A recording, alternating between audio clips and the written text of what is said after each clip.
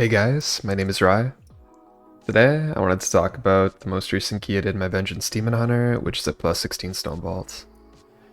I actually found this key very easy on Vengeance Demon Hunter, and I'm going to show you a couple tricks. Compared to when I summoned on prot paladin, and I've been progging on 17, there's a lot of magic damage tank busters in this dungeon that makes it a lot easier for Vengeance Demon Hunter to handle. I am playing Felsguard, I am running my regular build, in which I posted my last videos that is attached to my Radar.io page, so feel free to check that out if you're curious. This is Soul Crush and Double Sigil. The hardest part, or the second hardest pull I think in this dungeon, is the first pull. Make sure that before this key starts, you're going into pre-Feldev, into pre-Metamorphosis, into Feldev again. This way, you get an entire free Metamorphosis on collecting this pull. As you tag this first pull here, you're going to Fire Sigil it, you're going to leap forward, you're going to Fire Sigil again, and then you're going to Nova the last pack in the hallway. I did ask for a pain suppression here, but I don't think it's actually needed. I think this pull is really easy for Vengeance Demon Hunter to gather, and as soon as you get back in, you're going to use Fiery Brand into Feldev and enter into Metamorphosis. You're going to be able to do a ton of damage in Lust here, and you're going to get everything grouped. If you are running with an Augmentation Evoker, I would recommend asking for a Pressing Roar, throw down that Sound Sigil, and you're going to be basically immortal for the duration of this pull. This is the second time I've tried a 16 on my Vengeance Demon Hunter. The first time we lost due to a disconnect, and I found that this time as I went in, it was very easy to get this pull gathered, live in Metamorphosis after a rolling brand, and then get into this pull. A big mistake that I see Vengeance Demon Hunters make on this pull is they roll brand very early, and it's a big, huge mistake that I see tons of Vengeance Demon Hunters do in other dungeons.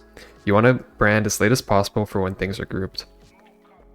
Before you pull all these golems together, I would recommend doing the same thing again here, except waiting for brand.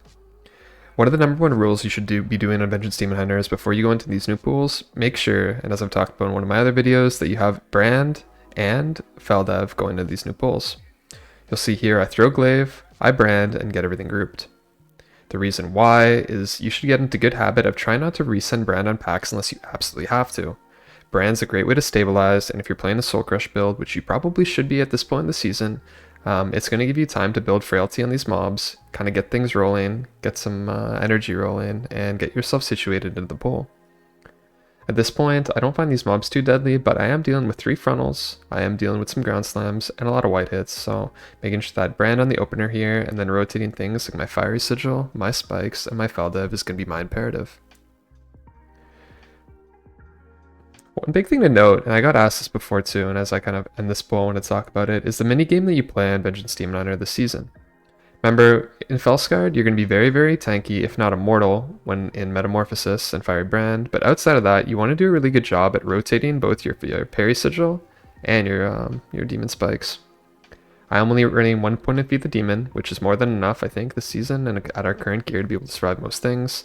And having Parry Sigil allows me to have 2 charges of Fiery Sigil, which helps immensely with threats, resource gen, and damage, as well as puts up that 12% parry debuff on the mobs. Edna is kind of difficult, but I'm going to show you a couple tricks to deal with it. Right off the bat, you're not going to use Fiery Brand right away, as you're going to wait a couple globals before engaging this boss. You can see as soon as the volatile spike goes out, I start thinking about it, and then I commit my Fiery Brand. This way, it's going to be rolling for the first and deadliest tank buster during the entire fight, which is the Seismic Smash. When the first Seismic Smash goes out, you do not yet have the debuff, which is going to reduce the damage taken on this fight, so I make sure that I have Fiery Brand and Feldev available. Another really good thing about using Fiery Brand on the very first volatile spike is it's going to line up perfectly coming up to the 4th Seismic Smash they encounter. You can see I hit Metamorphosis here, and I want to use it early for each one of the Seismic Slams. Using it early in this fight means I could potentially get 2 uses, but I never want to use it late in this fight because I'm going to need it for the pull after. Again, you want to be rotating just like you do in other fights, Fiery Brand, Feldev, or Metamorphosis. Another thing to note too, that on this boss, there's a ton of magic damage and physical damage. The Seismic Smash is considered physical, so making sure that you roll Demon Spikes, even in your Feldev, is going to be really useful for you. As you can see here, anytime a Seismic Smash comes out, I put up Spikes, I Feldev, or I Brand. And right now you can see my Fiery Brand just came back, which means it's going to be available for the next tank buster of the fight. Not yet have I used an external in this fight, but I do start rolling my Fiery Brand, and I'm starting to think about what I'm going to need after this. I'm not going to have Feldev here, but I have tons of frailty built up on the boss from spamming Soul Cleave. I actually missed my Spikes there, but it doesn't really matter too much, because when you're in Fiery Brand this boss, you're kind of immortal. Remember that the damage after the volatile spikes go in the seismic slam is no joke, so you should be making sure that you're building frailty, you have spikes running. As I talked about in my mist video way back, there are a lot of bosses this season and other seasons that you can actually game spikes with. This is one of them as well. As you'll see, when Edna starts to cast abilities like Seismic Slam or Volatile Spikes, she actually won't be able to melee you, meaning that if you're really smart about it, you can hold spikes and optimize your spikes uptime during this boss. Demon Spikes is a little fake, it's not going to save you from much, but it does increase your armor and it gives you a chance to parry. I recommend the most important thing here, though, is building your frailty and making sure that you have some sort of defensive rolling for each one of these smashes. As you can see, that smash I took completely natural and didn't pop anything on it. What I'm thinking about now is what I have to do to get through the rest of the encounter. I do have Fiery Brand, I do have Feldev, and I do have Metamorphosis. However, on this ski level, I want to make sure that I have Metamorphosis saved for the pack after. Without Metamorphosis, I won't be able to live that pull, and I won't be able to do enough threat to be able to deal with DPS CDs. So, I do commit Fiery Brand here, I do build Frailty, and here we go.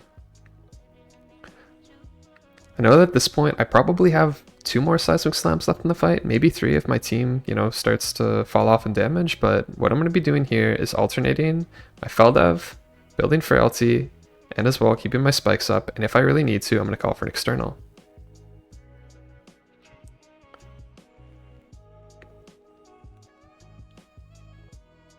The other day I did get asked about what healer is best with VDH, and I still think that any healer, at least with 1 external, is very good.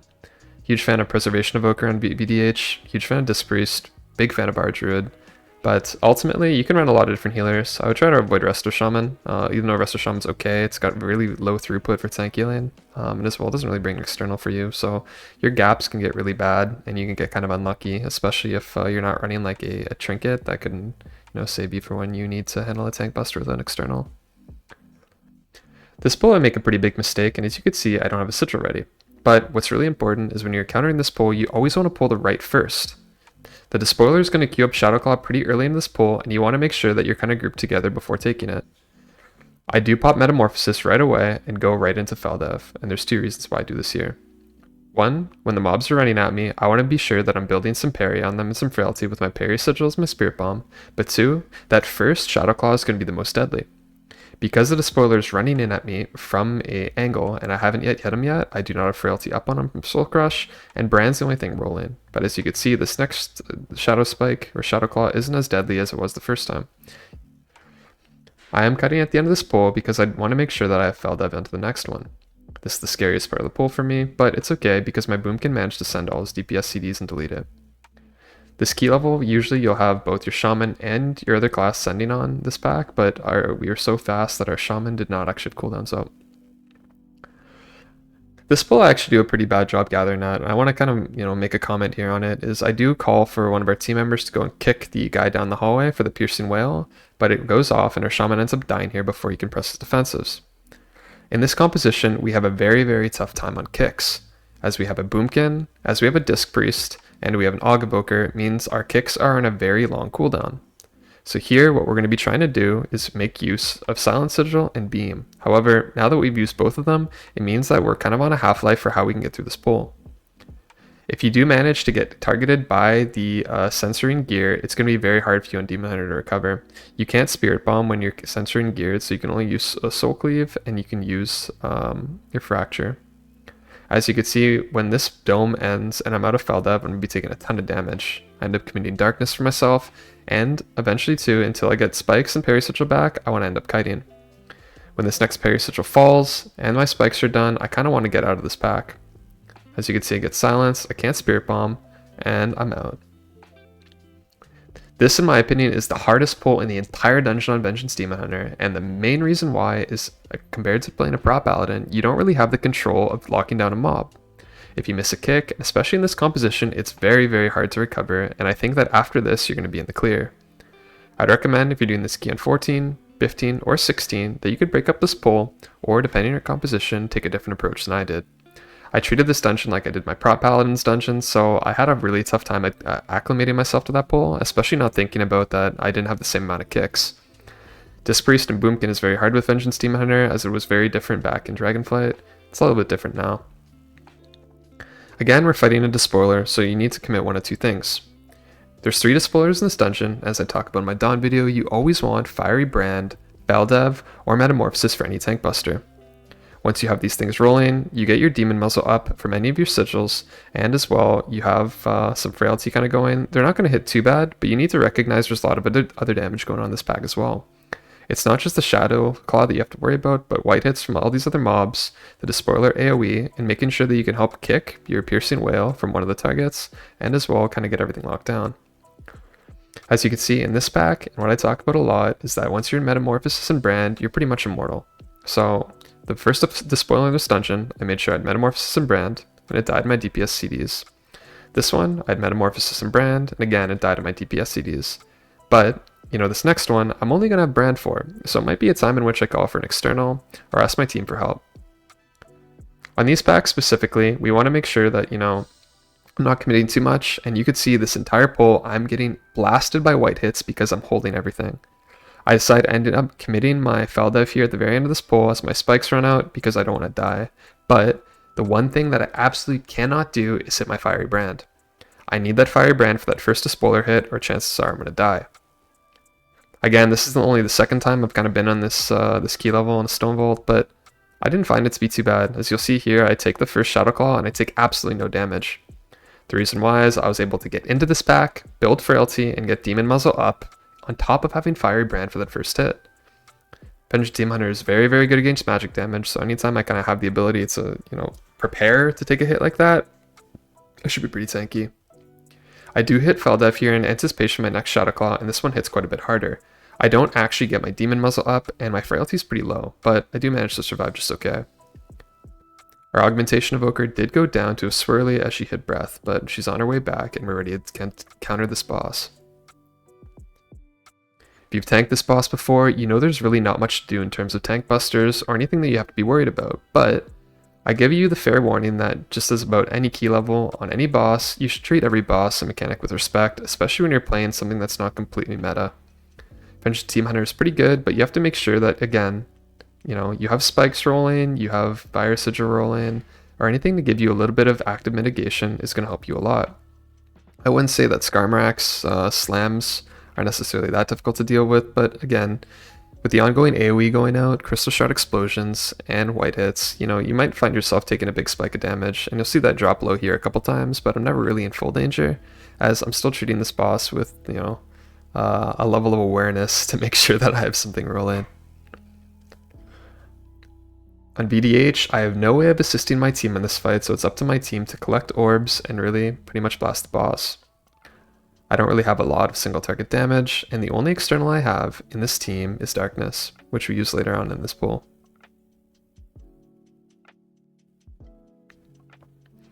I do find that one of the biggest shortcomings right now with VDH is its damage. There are builds that are kind of a little bit more damage focused. You can run Soul Furnace, you can run Focus Cleave, but I find personally the build that I'm kind of going in right now is kind of working for me. I think there are a lot of different things that you can do. If you are a cheat gamer, meaning that you want to run Last Resort, I would recommend, you know, thinking away that you can also run Soul Crush in these dungeons. You lose a ton of damage alone by not taking Soul Crush and a ton of survivability, so it's not going to really give you much. I have experimented a little bit in the past like 2 weeks running some Focus Cleave, but I don't really find it makes that much of a difference. You're pretty much just using Spirit Bomb when you hit 2 or more souls anyway. Even on single target, it runs about even.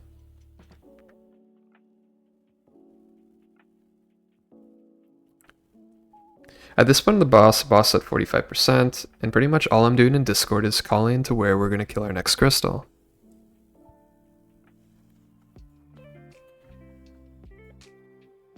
Again, when thinking about this fight, I also want to think about what I need going into the next pull in the dungeon. There's something I talked a lot about a little while ago in one of my coaching sessions, and kind of a tutorial I gave to somebody who was, you know, just starting to push Mythic Plus for the first time. And it's about thinking about what you need to do next, and what dungeons have in terms of spacing. For instance, I gave the example of Algathar Academy back in Season 1 and Season 4 of Dragonflight. Academy had a ton of running around where you'd have to mount up, you'd have to encounter some RP, and between Vexmist and the last boss, if you chose to go to Karoth first, if you guys remember the dungeon, you had almost a full 60 seconds from when the boss died to when you engaged in the next pull.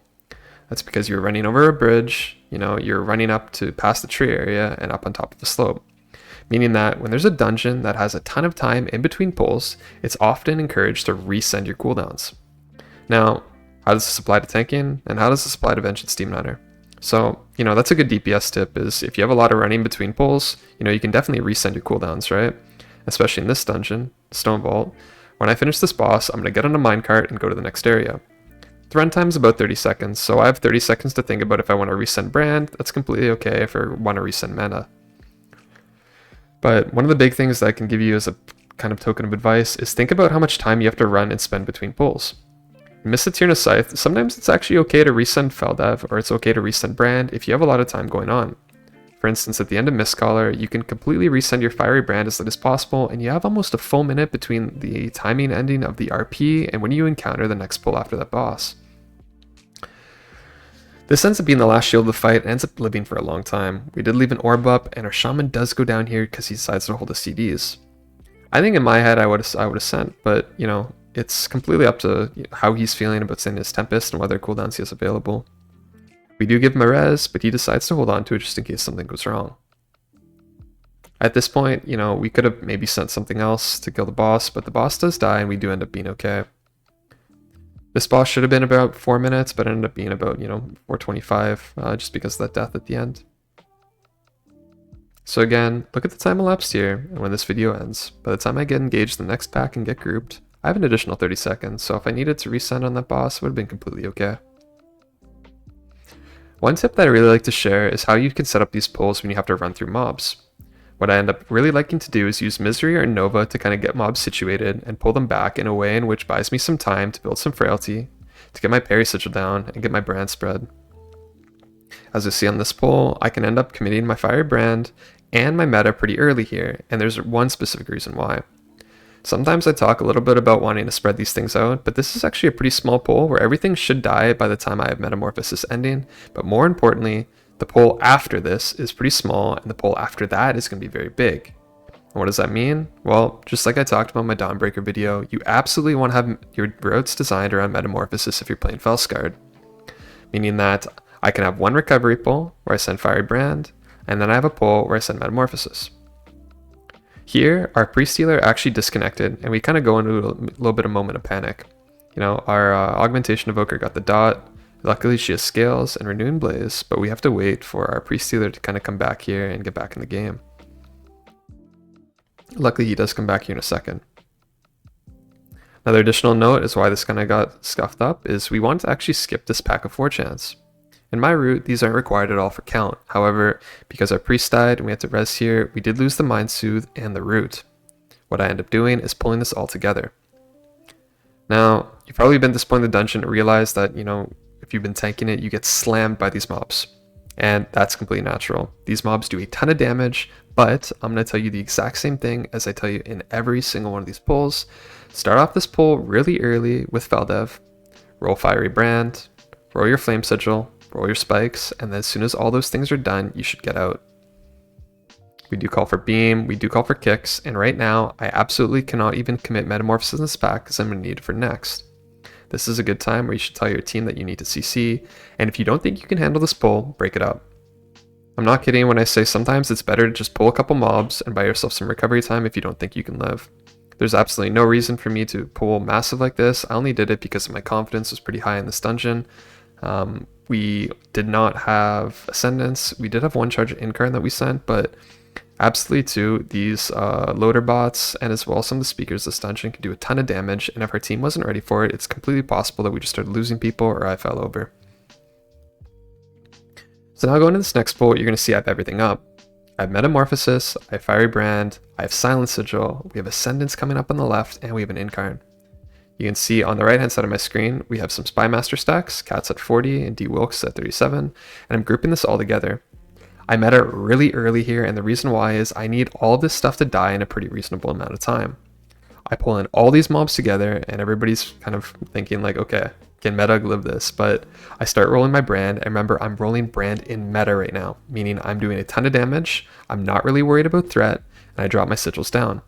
But I do have a half-life on how long I can survive. This pull is very, very difficult to live on tank, and I'm making sure that as soon as my Fiery Brand and my Feldov from my Metamorphosis are out, I'm completely out. I do not want to tank this pull longer than I need to, and I want to make sure that these mobs can all die. But again, this was planned. We had all our cooldowns up, and I told my team that going into this pull, we need everything because I have shelf life and how long I can survive on Vengeance Demon Hunter. With Brandon meta, I am absolutely immortal for the duration of those cooldowns, but afterwards, these packs are very, very hard on tank as there are a ton of white hits and a stacking debuff that's going to go on you that's going to do a ton of damage. This is another pull where using Sigil of Misery would be really good on the setup. As you're going to see here in a second, our priest gets quadruple bolted on the setup and just dies instantly. We do not have Silent Sigil yet, we do not have Beam, and we have a very tough time getting this group together. You should be committing Fiery Brand here, and once everything's kind of grouped together, you should be doing your best to kick, use your Beam, use your Silence, use your Misery, and your Nova to kill this mob. If you find that your timer is okay coming to this pack, split this up. I don't recommend actually doing this pull unless you have a bunch of stops or kicks available, as it's kind of hard and it's very easy for team members to get globaled. However, it's not a very difficult tank pull to live, and again, this is designed as my recovery. You can see that Ascendance is not up yet. You can see that we have one in charge of Incarn, but we are going to be going into the boss, and I'm going to show you what I do here. The next pull is no different than what I would typically do in my Protection Paladin. I am going to chain a couple mobs into the boss, and we are going to use Bloodlust on the boss when it's up. Again, what's my rule of thumb? What do I have up? I have Fiery Brand, Metamorphosis, and Feldev, meaning that for the duration of Feldev and Metamorphosis and Fiery Brand, I'm going to be immortal for this next boss. This is another good reason why Fire Sigil is very, very, very good, and you should be running 2 charges of it. There are some builds kind of going around that suggest not running 2 charges of Sigil, and I think it's kind of cooked. I think Fiery Sigil is just so much damage, so much threat, and so much survivability. You're losing 12% parry when it's not running, and especially too when you go into meta, you're going to get 2 charges of Sigil of Doom, which is a ton of damage. As you can see here in the opener, I have Fiery Brand and I stack Metamorphosis, and again, this is a boss where you get kind of a free pass on Vengeance Demon Hunter. What I mean by that is the Machinists are all magic damage. Anytime I'm going to be dealing with one of the Igneous Hammers, I'm going to have one of 2 things rolling. I'm going to have Feldev or I'm going to have Fiery Brand. If I do not, chances are I can still live with good old just Frailty, but you're going to see here, Cube's going to go to the middle, and we're going to go on to the intermission of this fight. My Frailty is going to drop here from the boss, and I need to make sure that I get it back up pretty quickly. Anytime the intermission ends, that's going to be my deadliest Blazing Hammer. So I am trying to build some Frailty back up. I go into Feldev, and you can see I take this hammer, and it hits pretty hard. But anytime I'm actually hitting the big Machinist, I'm going to start rolling my defensives. I'm going to have tons of Frailty rolling, and as you can see here with Fiery Brand, I take absolutely no damage from this next Tank Buster. Very easily healed up, thanks to the Soul Crush, Demon Muzzle, and my Fiery Brand. We do commit Bloodlust at this point, and we are frying the boss. I think because I'm in Bloodlust, I don't even commit anything other than my Fire or my Feldev here, and I take virtually no damage. Again, Demon Hunter gets a free pass on a lot of these bosses just because of how much magic damage there is. With your tools like Demon Muzzle and Frailty, you should have no problem with this boss. However, there's one caveat that I should mention. We did get pretty lucky in our movement on this boss and made me not have to move a bunch. What does that mean for me? Is I could hit the boss constantly, meaning that Frailty didn't really drop. You can see here that before every single one of these Tank Busters, I start building, and if I need to, I have 2 charges of Pain Sup, but I don't call for a single one. If I did have to move on this boss, it might get a little bit more challenging for me, and I might have to move a little bit, but again, my health's not really dropping low. I'm just rotating regular buttons on my on the Tank Buster, and we just keep going. You'll notice here that even though the boss is at 30 million, I resend Brand. I advise you to think about why, but ultimately I have tons of time between now and the next pull, and I can easily resend Brand there without a problem. As you can see right now, it's on 45 seconds left, and it's going to be up just in time for when I pull the next pull.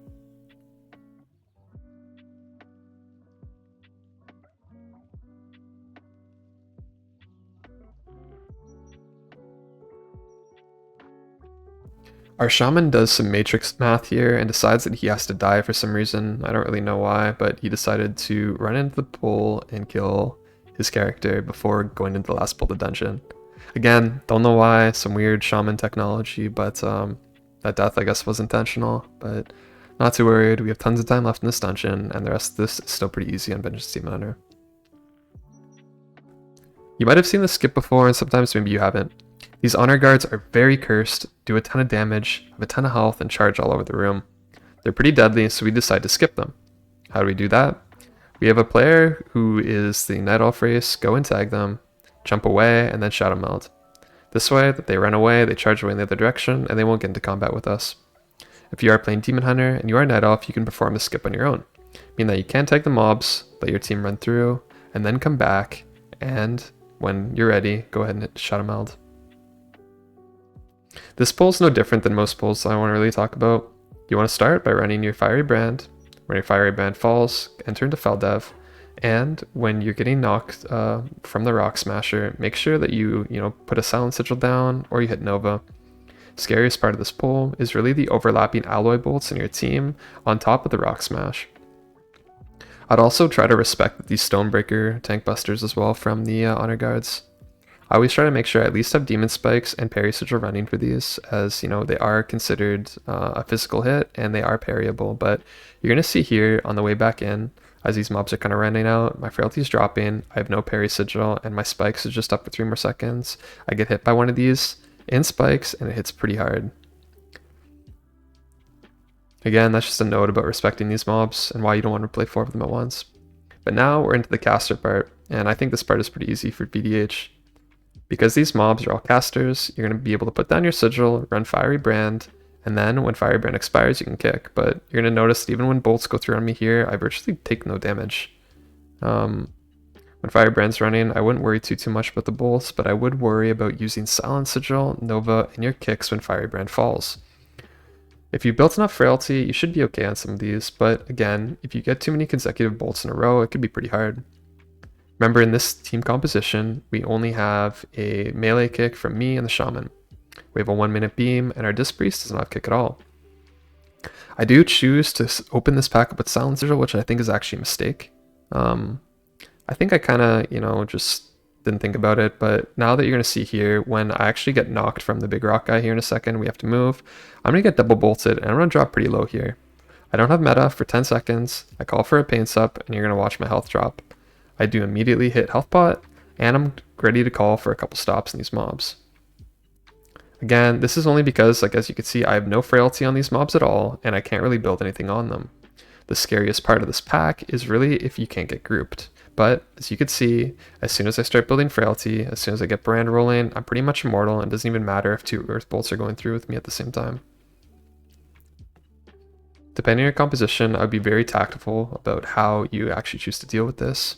I think my method was fine, but I definitely think I could have, made some better plays.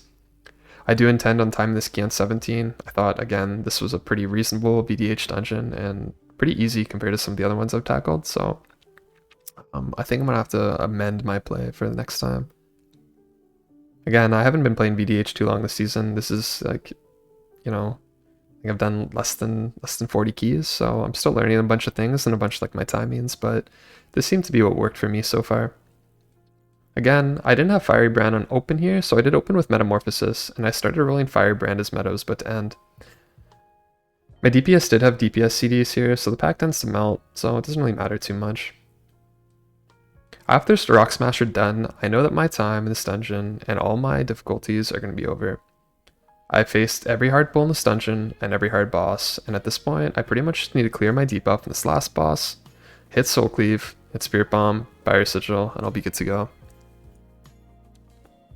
Again, I wanted to talk about a couple things again and kind of reiterate my attack plan in this dungeon and some of the more difficult dungeons you might be encountering. I think moving away from thinking that, things are impossible in VDH is a good start, but, I think one of the conversations I've tried to have more recently with some of my friends and some of my viewers is that you have to completely rethink how you approach dungeons when you're not playing the meta tank. Again, my route's always designed around Metamorphosis when I'm playing this class, and you should think very carefully about what classes you're playing with, what strengths and weaknesses your team have, and how you're going to be able to execute it when you're playing a class that might not be particularly in the meta. People might not be used to your routes, but you should communicate with your team about what you're doing, especially as you get into a higher key level around the title range. Sometimes people might be very open to new ideas, but most importantly, and what I'm going to keep hammering back on, is pulling around your DPS cooldowns. If you're playing with an enhancement shaman, think about ascendance and keep that in mind. Try to tether that to your metamorphosis and you're always going to have a really good time. Playing with a boomkin, you're pretty flexible. You can send around incarn, but your boomkin should have damage on most of the points where your shaman doesn't. And especially when it comes to threat, make sure that, when you're setting up pulls, think about what sigils you're using and where. Don't use your fiery brand too early. Try to use it after you're gathered in the pull. I think the biggest mistake that you can make right now as Vengeance Demon Hunter is committing brand too early. You kind of want to get everything rolling first, then roll your brand so that you have a ton of coverage time. In some more difficult pulls, rolling brand in your first global can be the difference between life and death. I think an additional note too is thinking about your metamorphosis use on bosses. Remember what I talked about the resend? Especially on Edna, when you're thinking about how many times you can hit meta on that boss and still have it up for the trash pack right after.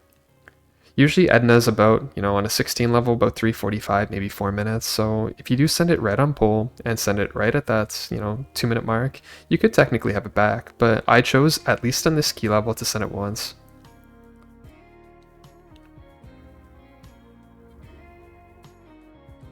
There's not too much else in this video that I really wanted to talk about. I thought that this ski was a ton of fun on Vengeance Demon Hunter. You can do a lot of leaping around. Your utility is pretty cool, and again, you kind of get a pass on magic tank busters if you play right.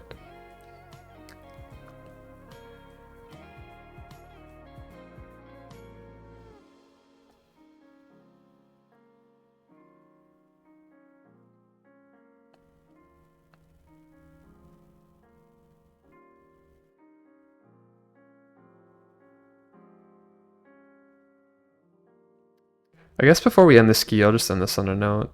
As I'm kind of finishing up this season on Vengeance Demon Hunter, I would like to know what kind of dungeons you're interested in. Obviously, I haven't posted videos for everything, but if there's anything that anybody or any viewers would like to watch, whether it be, a Grim Batol, another Mists, an Arakara, please feel free to drop in the comments. Feel free to comment too on what you think I missed as Vengeance Demon Hunter, questions you might have, or as well, things going in the future. I have pretty high hopes for VDH next season. I've been having a ton of fun playing it again, but it's also up to you guys to let me know what I can help best with. If you have any questions, feel free to check out the Discord link that I'm going to drop below. I've had tons of people kind of come in the past couple weeks, ask me about my UI, ask me about some of the classes I play.